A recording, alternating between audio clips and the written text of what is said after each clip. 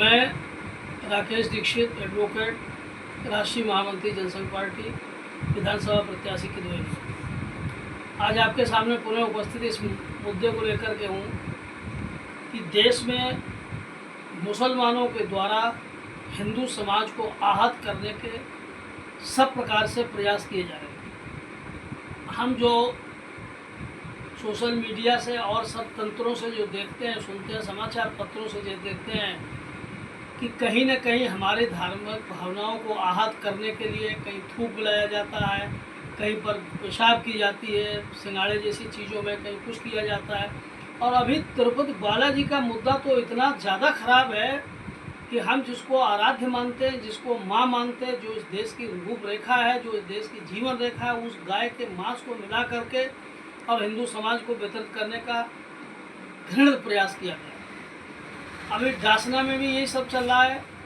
मैं ये कहना चाह रहा हूँ आप सबसे, हिंदू समाज से और सरकार से मांग करता हूँ कि हमारे हिंदू देवी देवताओं पर तमाम प्रकार की टिप्पणियाँ मुसलमानों द्वारा की जाती है, ईसाइयों द्वारा की जाती हैं, लेकिन कभी सरकार उस पर संज्ञान नहीं लेती, कभी सरकार उसके खिलाफ कोई काम नहीं करती। अगर मोहम्मद के खिलाफ कुछ उन्होंने बोला है तो उसकी जांच होनी चाहिए, और अगर गलत बात बोली है तो उस पर कार्रवाई होनी चाहिए, और सही बात अगर बोली है तो उसके लिए प्रताड़ित नहीं करना चाहिए। और ये दोहरा मापदंड नहीं होना चाहिए। अगर हमारे हिंदू देवी देवताओं पर भी कोई टिप्पणी करे तो उसके साथ वही होना चाहिए जो इनके साथ होना चाहिए। जनसंघ पार्टी का यह भी कहना है कि बसपा, सपा, कांग्रेस की सरकारें जो तुष्टीकरण करती रही हैं, भारतीय जनता पार्टी की भी सरकारें वही तुष्टीकरण का काम कर रही हैं। मैं अभी सुन रहा था इति नरसिंहा राव महाराज जी को, वो सामने हुए थे पुलिस के, उन्होंने जो प्रताड़ना की बात कही है वो निंदनीय है, घृणित है, और मैं उनका पूरा समर्थन करता हूँ। उन्होंने जो भी कहा है, मैंने वीडियो नहीं देखा है, मैंने कोई टिप्पणी नहीं सुनी, फिर भी इसके बावजूद भी मैं और मेरी पार्टी उनका पूरा समर्थन करते हैं, 100% समर्थन उनका इस मामले में करते हैं। मेरा एक निवेदन और भी है, माननीय सर्वोच्च न्यायालय से एक निवेदन है कि इस याचिका पर पुनर्विचार करें।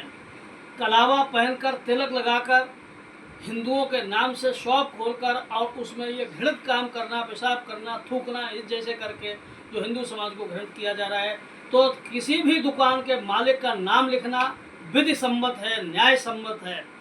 सुप्रीम कोर्ट को मैं चैलेंज नहीं कर रहा, उनकी टिप्पणी पर भी चैलेंज नहीं कर रहा, लेकिन मैं ये निवेदन जरूर कर रहा हूँ एडवोकेट होने के नाते। ये निवेदन मैं करना चाहूँगा कि माननीय सर्वोच्च न्यायालय को इस पर गंभीरतापूर्वक विचार करना चाहिए। कोई तुष्टीकरण की बात नहीं है, हिंदू है तो हिंदू लिखेगा, ईसाई है तो ईसाई लिखेगा, मुसलमान है तो मुसलमान लिखेगा, इसमें दिक्कत की बात कहाँ से आती। मेरा मन जिसके होगा उसकी दुकान से हम खरीदेंगे, मेरा मन नहीं होगा तो हम उस दुकान से नहीं खरीदेंगे।